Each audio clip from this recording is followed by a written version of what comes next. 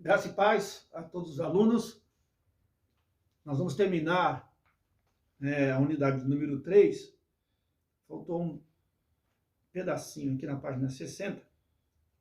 E também vamos dar prosseguimento e entrarmos na unidade de número 4.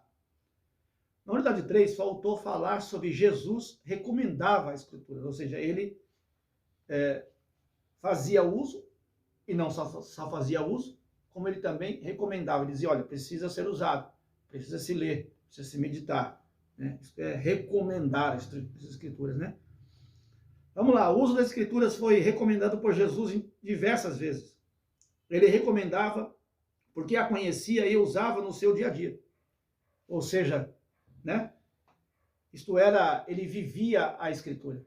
Eu até comentei com alguém sobre isso no dia de hoje, falando da importância de nós vivermos a palavra quando ela é pregada, né?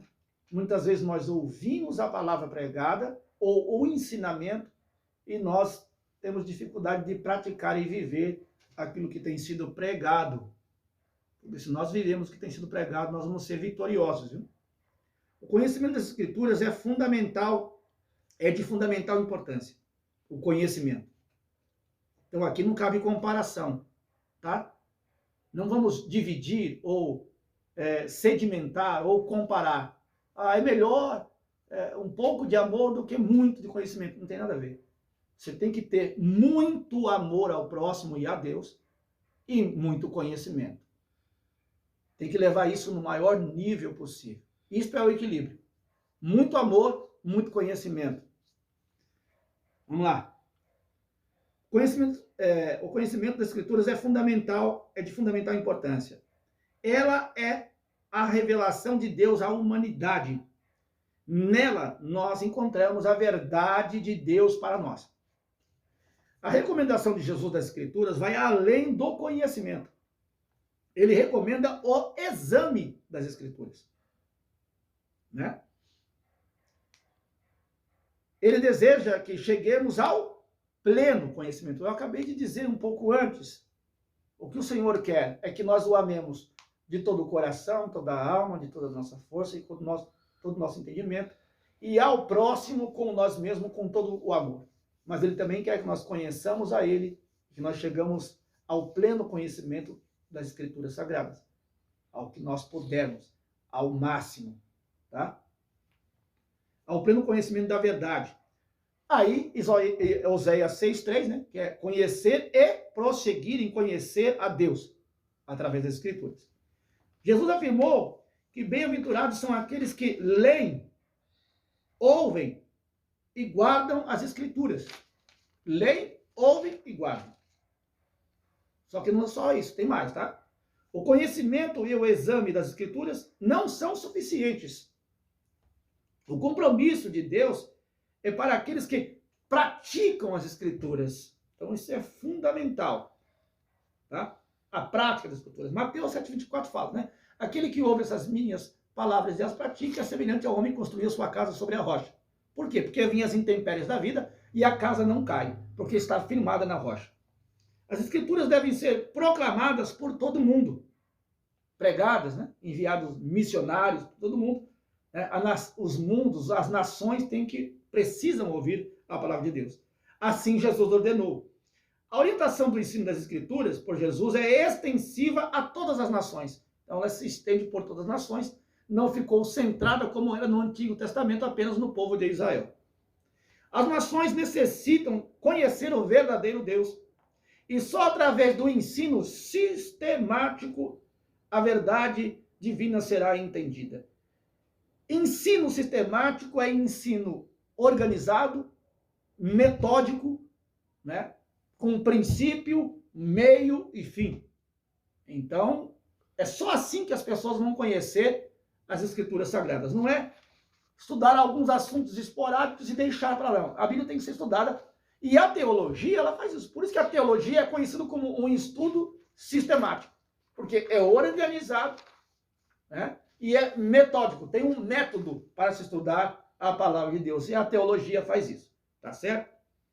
Então, era isso que eu queria afirmar aqui. Bom, aqui nós encerramos a unidade de número 3. com essa explanação de Jesus recomendando as Escrituras. Vamos iniciar a unidade de número 4, que fala das particularidades e curiosidades bíblicas, tá certo? Vamos lá, página de número 65, particularidades e curiosidades bíblicas. Pastor, qual que é a importância disso? Tudo que nós conhecemos a respeito das Escrituras é importante. Todo conhecimento ele deve ser ouvido, guardado e praticado.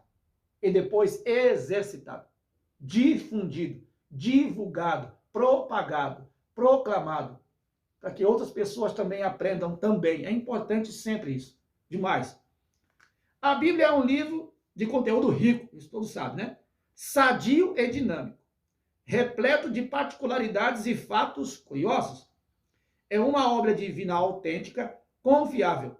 Por que confiável? Porque além dela corroborar-se, né, ou autenticar-se, vamos dizer assim, né, o Novo fala com o Velho Testamento prediz ao Novo e as coisas aconteceram. Você vê que tem profecias que já aconteceram. Então, por isso da sua confiabilidade, ok? E se aconteceu parte, porque até aqui foi profetizado em parte, porque o resto é daqui para frente, é lógico que o que está faltando, que se eu não estou enganado é 20% das profecias, também vai se cumprir. Isso é importante dizer. Tá certo? Vamos lá. Singular em sua divulgação, em sua formação, em seus efeitos, porque ela cumpre o efeito ao qual ela foi designada, né? Em sua confiabilidade, acabei de falar agora em instantes, vejamos alguns fatos importantes e particularidades que a tornam um livro extraordinário, sobrenatural e espiritual também. É bom que se diga, né? Porque nenhum outro é, mas a palavra de Deus é. Fatos importantes. A unidade da Bíblia, formando uma unidade. O que trata a unidade? E aqui é importante, porque apesar de terem aí, nós temos por volta de 40 escritores, eles falam uma língua só, formam uma unidade, né? Escritores que tinham diferentes culturas, né? Nível de intelectual, estão separados por, às vezes, milhares de anos, por locais diferentes, mas mesmo assim ela mantém a sua unidade. É impressionante e espiritual, né? A unidade e a existência física da Bíblia, até os nossos dias, só podem ser explicadas como um milagre. Há nela 66 livros, escritos por cerca de 40 escritores, cobrindo um período de 16 séculos ou 1.600 anos. Homens de atividades e culturas diferentes, escrevendo 3 idiomas em condições das mais variadas e possíveis. Não obstante a tantas divergências em que os livros foram escritos, juntos, eles são de uma uniformidade incrível. Formam uma unidade incrível, indivisível, inseparável dos assuntos de correspondência, de temas, né, que não sai, que não há erro na palavra de Deus. Vamos lá. A impressão da Bíblia. Aqui vem alguns aspectos importantes e interessantes para nós. A Bíblia foi o primeiro livro impresso no mundo. Então, nenhum livro teve a sua impressão precedida pela Bíblia. A Bíblia foi o primeiro livro impresso do mundo. Veja que coisa interessante. Após a invenção do prelo, isso deu-se em 1452 em Mainz, na Alemanha, né? O prelo é máquina de impressão tipográfica. Era uma prensa. Ela prensava, que é diferente do que é hoje. Então, isso é o prelo, tá? Máquina de impressão tipográfica. Vamos lá. Curiosidades. A menor Bíblia existente foi impressa na Inglaterra e pesa somente 20 gramas. Este fabuloso exemplar da Bíblia mede 4,5 centímetros de comprimento e 3 centímetros de largura e 2 centímetros de espessura. né? Apesar de ser tão pequena, contém 878 páginas, possui uma série de gravuras ilustrativas e pode ser lida com o auxílio de uma lente, evidentemente, lente de aumento, né? A maior Bíblia que se conhece, contém 8.048 páginas, pesa 547 quilos e tem 2,5 metros de espessura. Foi confeccionada por um marceneiro de Los Angeles durante 2 anos de trabalho ininterrupto. Cada página é uma delgada tábua de 1 metro de comprimento e cuja superfície estão gravados os textos bíblicos. Então, essas são algumas curiosidades da Bíblia, né? Vamos lá. A autoridade e a inefabilidade da Bíblia. A Bíblia como algo inefável. Ou seja, é um fenômeno sobrenatural, né? Mais tangível, real, né? Sua atualidade. A Bíblia tem provado ser um livro atual. É só vermos os acontecimentos preditos, tanto no Antigo quanto no Novo Testamento. As profecias preditas pelos profetas no Antigo Testamento, as que não se cumpriram ainda, que vão se cumprir, e as que se cumpriram também atesta isso, e as profecias do Novo Testamento também. Mostra como ela é atual, porque está falando de assuntos que estão acontecendo nos dias de hoje. Sua funcionalidade, né? O quanto ela é funcional para nós. A Bíblia forma uma história contínua da humanidade e tem provado sua eficácia no tempo. Um exemplo disso é o plano de salvação para a raça humana, né? Sua unidade.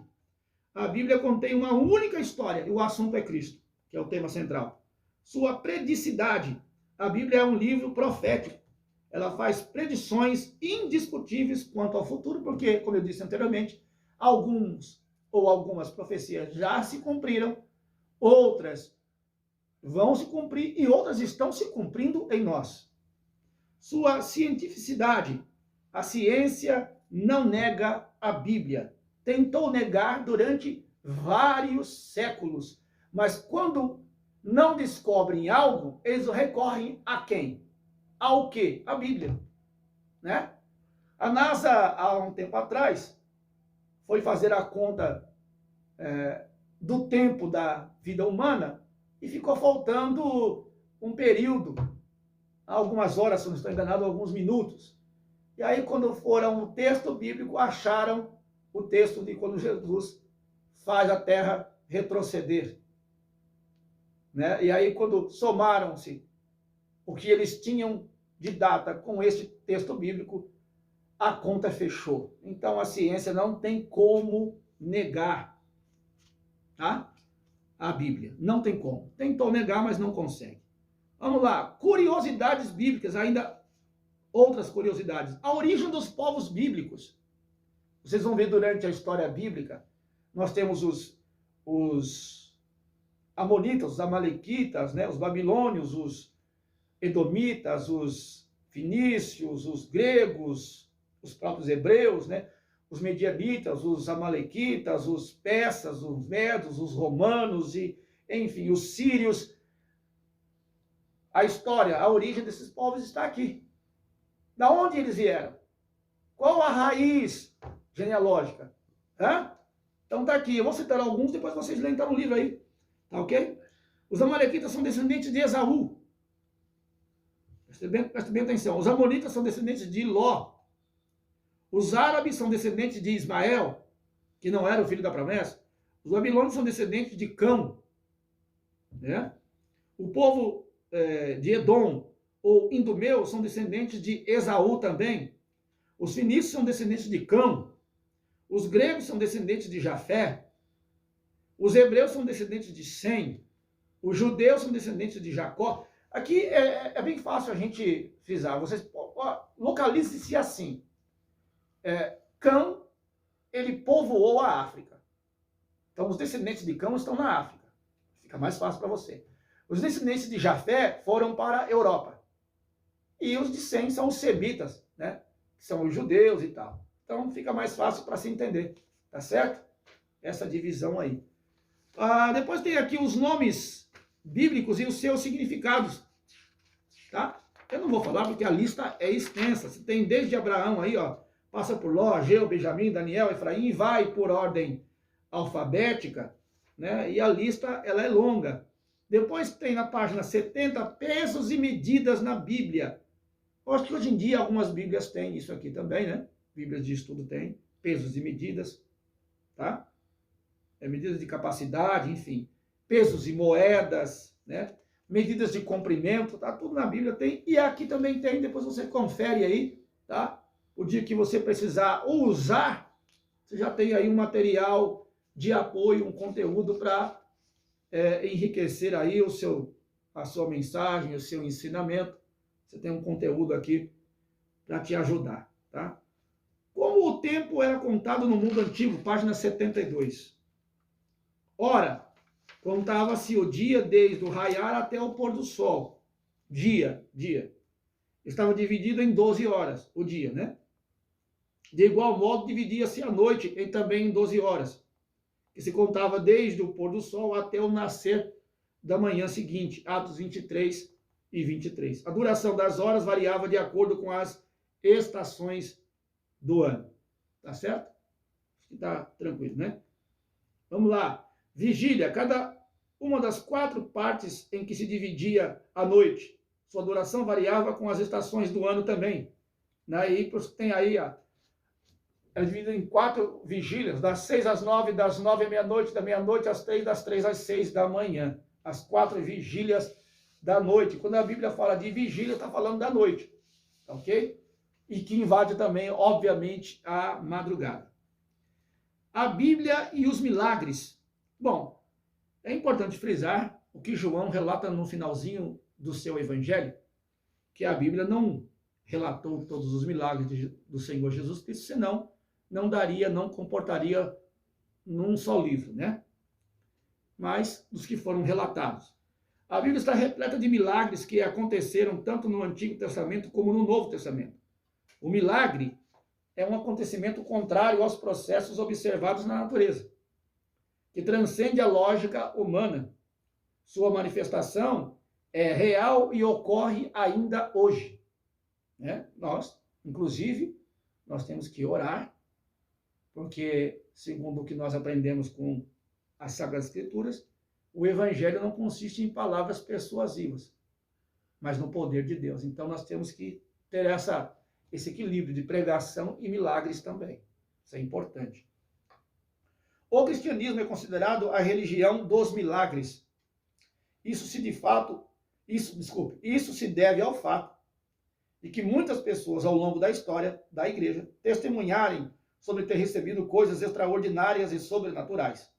De quem já recebeu, eu também já recebi, creio que vocês também já receberam alguns milagres aí. A manifestação dos milagres é um ato de fé. A ciência não pode explicar esse fenômeno. No entanto, não pode negá-los por serem tão evidentes. Negar a possibilidade de milagres é negar a existência de Deus, né? A ciência, por diverso tempo aí, tentou negar os milagres da Bíblia, ou tentou explicar. Se você for a alguns canais aí, somente de TV fechada, você vai ver algumas explicações esdrúxulas, por exemplo, da travessia do Mar Vermelho e da travessia do Rio Jordão.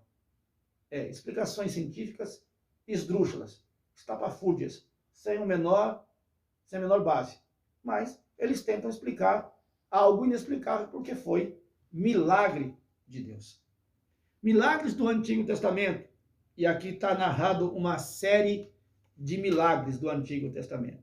Depois tem os milagres no período de Moisés, no período de Josué e dos Juízes, e vai por aí, tá? Depois os milagres de Jesus na página 76, ok? 77. Depois na página 78 tem os milagres apostólicos, tá? Aqui, na página 79, vai tratar do assunto parábolas na Bíblia. Irmãos, eu aprendi há muito tempo que são 39 parábolas, tá? De Jesus. Não estou falando no geral, porque a Bíblia tem outras parábolas, inclusive no Antigo Testamento. Estou falando parábolas de Jesus. São 39. Eles classificaram aqui, conseguiram 44. Só que, por exemplo, o bom pastor, lá no finalzinho da página 80, a videira e os ramos, também no finalzinho da página 80, o rico, avarento e Lázaro, também na página 80, a porta estreita, também na página 80, não são parábolas, tá? Então, só aqui já se perderam 4 parábolas. Eu nem continuei fazendo o resto da revisão, mas possivelmente nós vamos achar mais uma que não é parábola, e aí se fecha em 39 parábolas, ditas, ensinadas e ministradas por Jesus. Por exemplo, a videira e os ramos não é parábola. O bom pastor não é parábola. O rico, avarento e Lázaro não é parábola. Porque se fosse parábola, nós não tínhamos como usar esse texto de Lucas 16 como doutrina bíblica. E nós usamos esse texto de rico e o pai Abraão, ou rico e Lázaro, como doutrina bíblica de que há uma vida após morte e de que há consciência no estado intermediário, tanto no inferno quanto no céu, tá? Ou no paraíso. Aqui era seio de Abraão e inferno, porque os lugares estavam na mesma dispensação, na mesma perspectiva, melhor dizendo, separados apenas pelo abismo. Depois da morte e ressurreição de Jesus, Efésios capítulo 4, Jesus leva cativo o cativeiro, ele pega os salvos do Antigo Testamento e leva para o céu, e nós temos por costume chamar de paraíso, mas poderíamos chamar também de seio de Abraão, só que agora nos céus. Tá? Então, para usarmos algo como doutrina, não pode ser parábola, e também você vê que na linguagem não é parábola, porque Jesus não assemelha esse texto ao reino dos céus, não faz nenhum tipo de assemelhação. Jesus está contando uma história, inclusive também tem mais um detalhe, quando se cita nomes, é porque não é parábola. E aqui foi citado o nome de Lázaro, né, e do rico. Então, e do pai Abraão. Parábolas não têm nomes de pessoas. Então tem essa particularidade também, tá? Que fica constatado que para mim e para muitos não se trata de uma parábola, ok? Vamos lá, página 81. Particularidades da Bíblia. A Bíblia tem muitos fatos e particularidades que tornam sua leitura agradável e mais interessante. Apresentamos uma coletânea de particularidades extraídas no livro Manual da Escola Dominical do pastor Antônio Gilberto. Então, aí algumas particularidades. O livro de Isaías é uma miniatura da Bíblia. Tem 66 capítulos. A primeira sessão tem 39 capítulos. A segunda sessão, 27 capítulos. Ele colocou livros aqui, mas é capítulos, né? Houve um errinho aí na hora de digitar aí. O próprio nome de Isaías tem semelhança com o de Jesus no significado. Isaías quer dizer salvação de Jeová. E Jesus, Jeová é salvação. Você vê como há similaridades aí. São particularidades, né? A frase não temas ocorre 365 vezes na Bíblia, um para cada dia do ano. Veja que é interessante também. Então hoje, para você, não temas, porque Deus está contigo. Mais um não temas, se não te disseram hoje, está dito. Capítulo 19 do segundo livro de Reis é idêntico ao 37 de Isaías. Depois vocês conferem aí, tá? É claro que você tem que pegar a mesma tradução bíblica, né? Senão vai dar divergência. O Antigo Testamento encerra com a palavra maldição. A última palavra do Antigo Testamento. O Novo Testamento encerra citando a graça de nosso Senhor Jesus Cristo. A última palavra do livro do Apocalipse, capítulo 22. Os números 3 e 7 predominam admiravelmente em toda a Bíblia. O 7 porque representa a perfeição, né? Para falar sobre o 7. O nome de Jesus consta do primeiro ao último versículo do Novo Testamento. Olha que interessante. Não estou falando da Bíblia, estou falando do Novo Testamento. Então, o nome Jesus, ele consta do primeiro ao último versículo do Novo Testamento, tá? Mateus, capítulo 1, Apocalipse capítulo 22.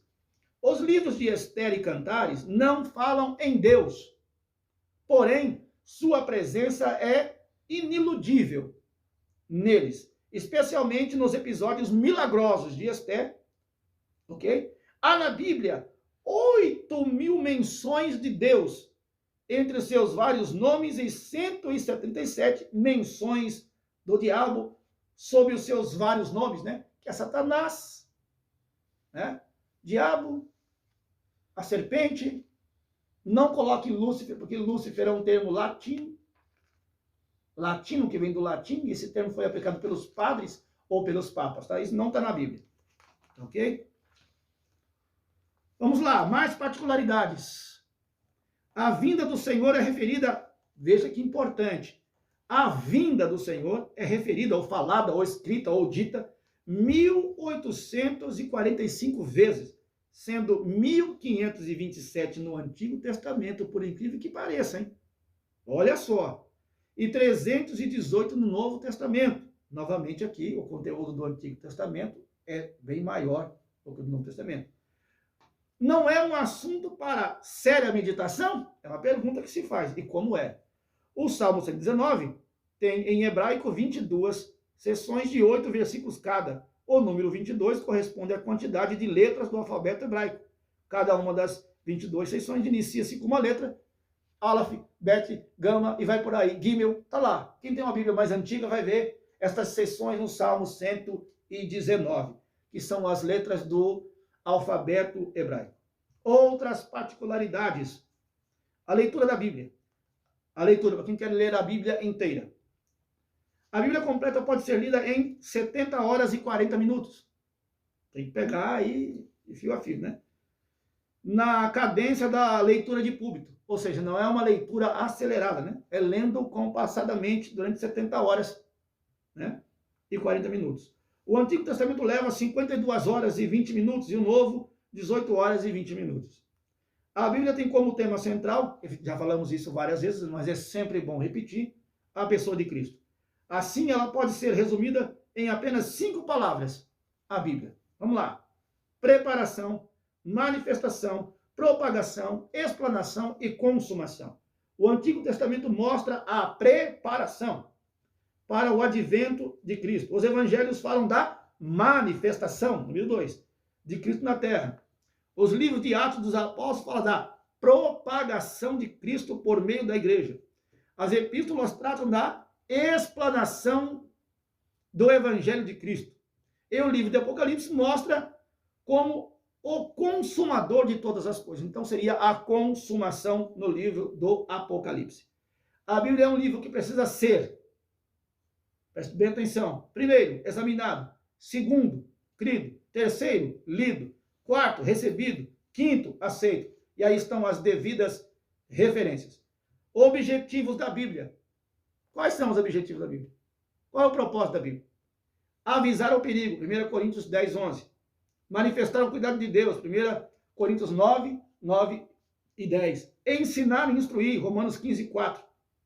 Tudo que antes foi escrito, para o nosso exemplo, foi escrito. É isso que diz nesse versículo aqui. Aperfeiçoar o cristão para toda boa obra, 2 Timóteo 3, 16 e 17. Fazer o homem sábio para a salvação, 2 Timóteo 3, 15. Produzir fé na divindade de Cristo, ou seja, que Cristo verdadeiramente foi Deus. João 20, 31. Produzir vida eterna, João 5, 24. Símbolos e efeitos da palavra de Deus para o crente. Símbolos e efeitos. A palavra é espelho, mostra os nossos defeitos, Tiago 1, 22 e 24. A palavra é luz, ilumina o nosso caminho, Salmo 119, verso 5.